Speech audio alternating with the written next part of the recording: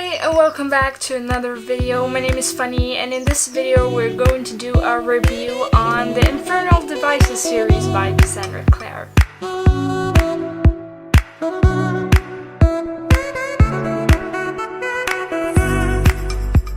So I finally finished reading this series. I decided to do a series review instead of a book review. When I had finished the first book, I didn't really feel like I had that much to say about it. And then when I finished the second book, it was like some things I had to say, but I still didn't really feel like doing just one-on-one book review. The last book I definitely could have done a alone book review on, but I felt like just doing a series review instead. So I will talk a little about the first one, a little about the second one, and then a lot about the last one basically. So yeah. But first, for the non-spoilery review, I just want to say that this series was a great series.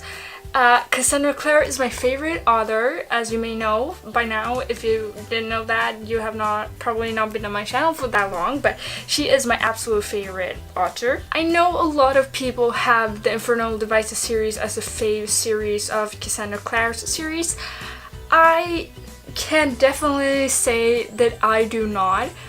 I love these books a lot, especially the last one, but I just didn't love it as much as I love the other series.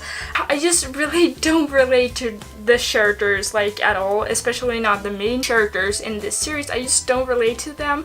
They are still amazing people, amazing characters. It's still a very fun story to read, but compared to the other series that she has, I can't relate too much, and it just, I kind of feel it. And if you've been on my channel for some time, you also might know that I don't really go back in time books. I really like new future books, or present book, that stuff that is happening now so I can relate, or future stuff because I think that is cool.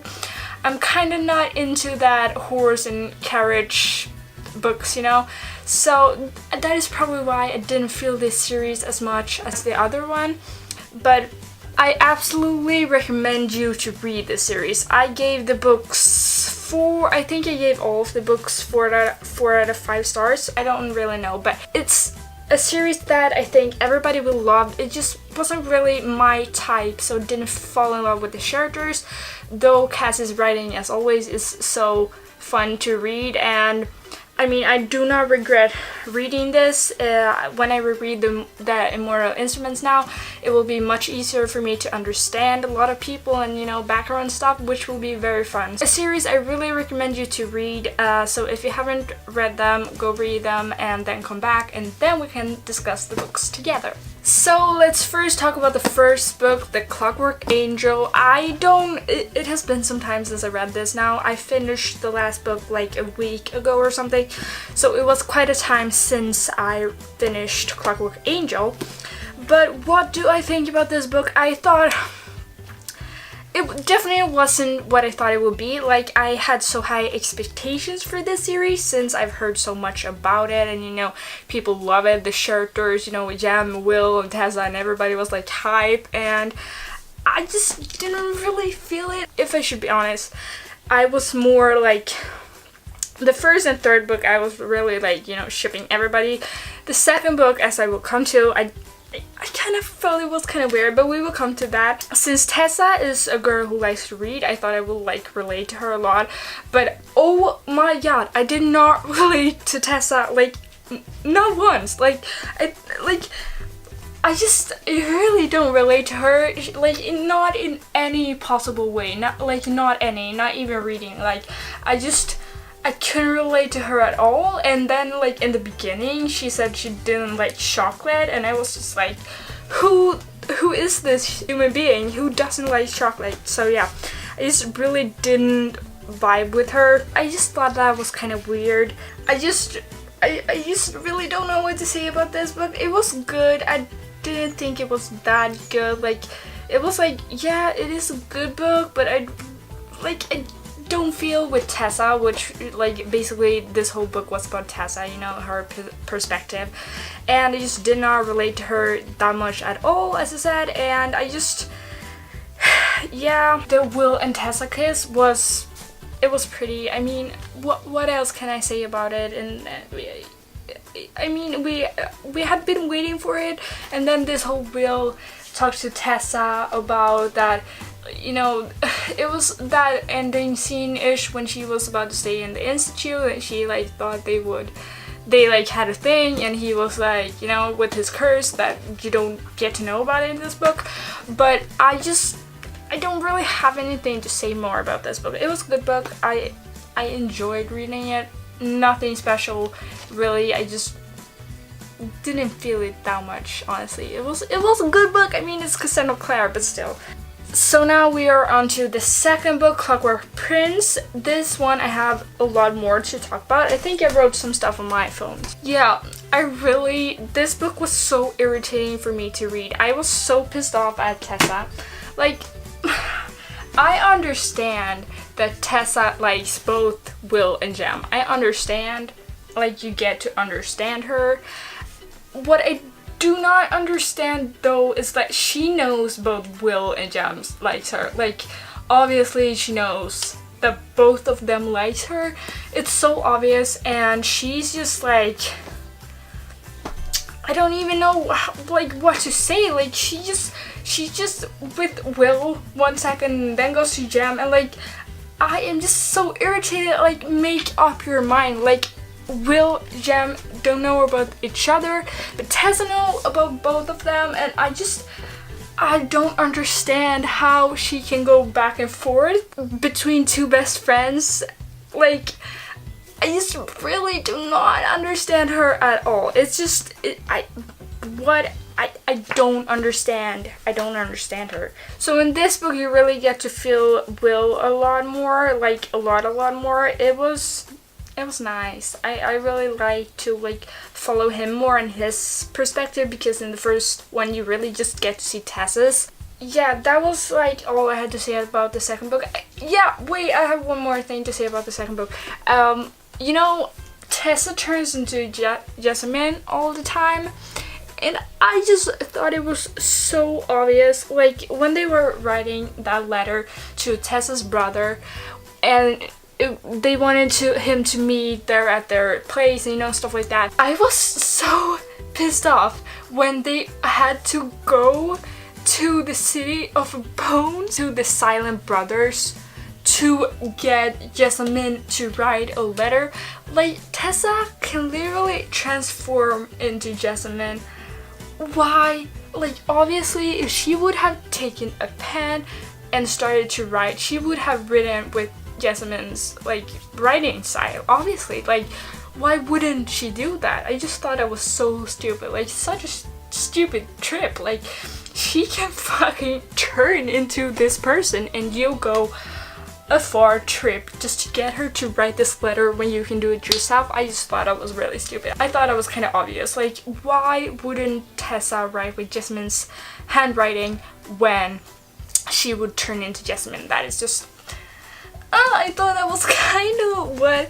And yeah, I also gotta say about Tessa's and Jem's marriage. I was very surprised, and that is also another thing with the series. They are supposed to be like 16, 17, and I'm turning 16 this year, and I know it's like in the end of the 19th century. I know that, but I just think it's so cringy. Like, why would you marry someone that young? You probably did, you know, but I just thought it was so weird because I could, yeah, I just really didn't see it coming, and I just thought that was very weird. And I really liked Jem, but honestly, with these relationships, I like Will a lot.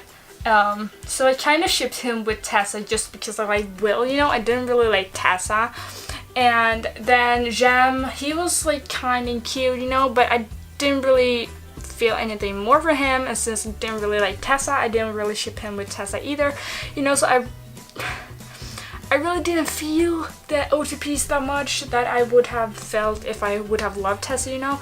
So yeah, I just really didn't see that coming, that they were getting married, you know. I just thought they would like we're together and be together but getting married. That was just, yeah, I thought that was kind of weird. And yeah, moving on to the third and last book, Clockwork Princess. This book was, first of all, I just love Sophie and Gideon so much. I started to like Celeste, I don't really know how to pronounce her name, and Gabriel. They are also fun. And then obviously you love Charlotte and Henry. Oh boy, I will probably not take this in the right order now, but I just had to say I was so afraid because I thought Henry was dead. He was not dead, thank God. But when you thought he had died, that was just too emotional.